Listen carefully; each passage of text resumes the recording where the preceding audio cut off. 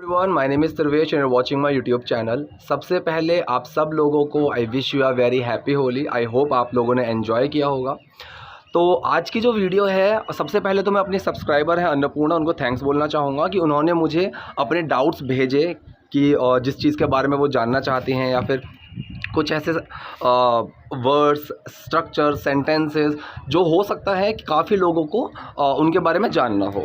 तो चलिए वीडियो शुरू करते हैं। तो देखिए, पहली चीज़ क्या है, अगर सिर्फ मैं होली की बात करूं, अगर आपने होली की जो स्टोरी है वो सुनी है, उसके बारे में आप उसका थोड़ा बैकग्राउंड जानते हैं, तो ये एक प्रॉपर एक स्टोरी है प्रहलाद की और हिरण्यकश्यप की। ठीक है, तो वहाँ से ही ये होली बनी है। ठीक है, तो होली क्या है? होली एक प्रतीक है। होली जो त्यौहार है ये एक प्रतीक है बुराई पे अच्छाई की जीत का। अगर हमें ऐसे बोलना हो कि बुराई पे अच्छाई की जीत और इस चीज़ का प्रतीक, तो प्रतीक का मतलब होता है सिंबल।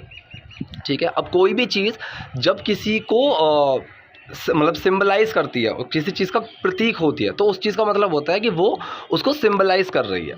अब मैं अगर इस चीज़ को बोलूं कि यह बुराई पे अच्छाई की जीत का त्यौहार है, ठीक है, सो सिंपल सा हम क्या बोलेंगे, दिस फेस्टिवल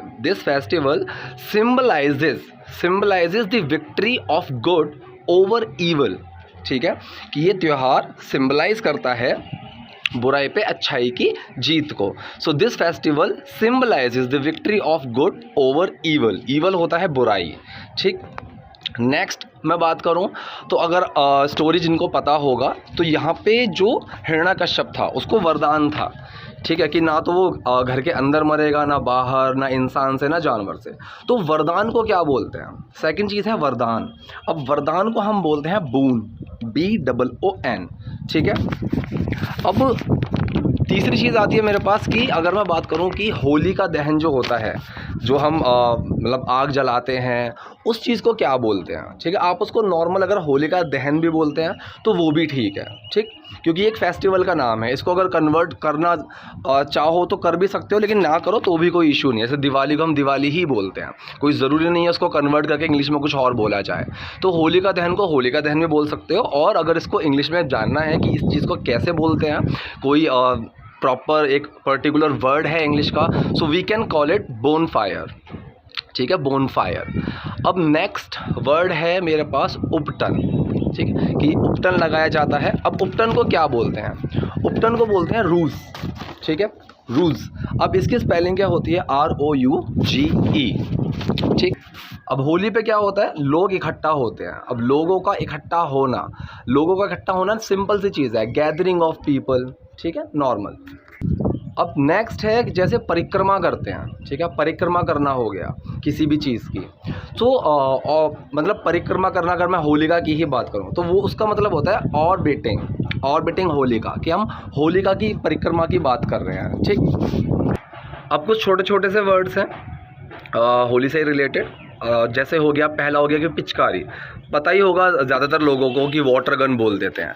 सेकंड है कि अगर मैं गुब्बारे की बात करूं कि पानी का गुब्बारा, उसको क्या बोलते हैं? Water balloon. ठीक है, थर्ड में बात करूं अगर आपसे गुलाल की। ठीक है, अब गुलाल क्या होता है? अब अगर चाहो तो गुलाल को गुलाल भी बोल सकते हो, लेकिन अगर पर्टिकुलर वर्ड को ही जानना हो, so we can call it red powder. ठीक है, नेक्स्ट वर्ड अगर मैं बात करूं तो एक होता है कि हम होली पे देखते हैं कि लोग मुखौटा पहने हुए घूम रहे हैं, या फिर एक अलग सा चेहरा लगा के घूम रहे हैं, तो उसको हम क्या बोलते हैं? उसको हम नॉर्मल बोल सकते हैं मास्क। दूसरा होता है कि टोपी होती है जिसमें बाल लगे होते हैं, so we can call it hair cap. ठीक है, एक होता है कि अगर मैं बात करूं कि एक टोली। ठीक है, कि टोली जो होती है, जैसे बच्चों की टोली हो गई, या ढोल वालों की टोली हो गई, या फिर बड़े लोगों की भी टोली हो गई, तो टोली को हम बोलते हैं कार्ट। अब अगर बच्चों की टोली की बात करूँ तो चिल्ड्रंस कार्ट। अब एक है कि अगर मैं बात करता हूँ कि धूमधाम से, ठीक है, धूमधाम के साथ, सो विद मैग्निफिकेंटली। ठीक है, तो इसका मतलब होता है धूमधाम के साथ। नेक्स्ट है फुहार। अब जो फुहार होती है पानी की, उसको क्या बोलते हैं? फुहार को हम बोलते हैं स्प्रे।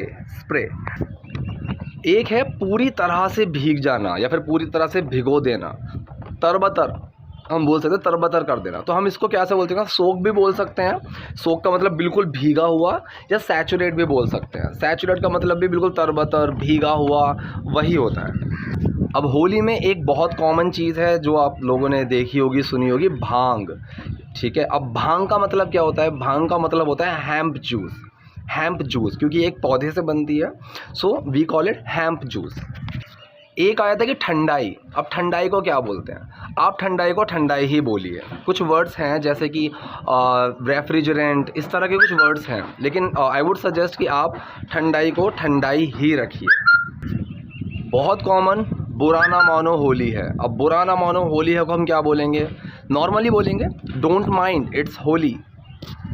अब दो चीज़ें होती हैं, एक है कच्चा रंग, एक है पक्का रंग। अब इनको क्या बोलेंगे, कच्चे रंग को हम बोल देते हैं सॉफ्ट कलर, और पक्के रंग को हम बोल देते हैं हार्ड कलर।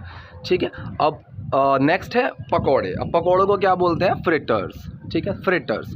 तो ये थे कुछ वर्ड्स जो मैं चाहता था कि आप लोगों को बता दूं। आई होप हेल्पफुल होंगे। कुछ वर्ड्स आपको नहीं पता हो या फिर सब भी अगर पता हो तो बहुत अच्छी बात है। और अगर आपको पसंद आया तो लाइक कीजिए, कोई डाउट है तो कमेंट बॉक्स में जाके लिखिए। Thank you.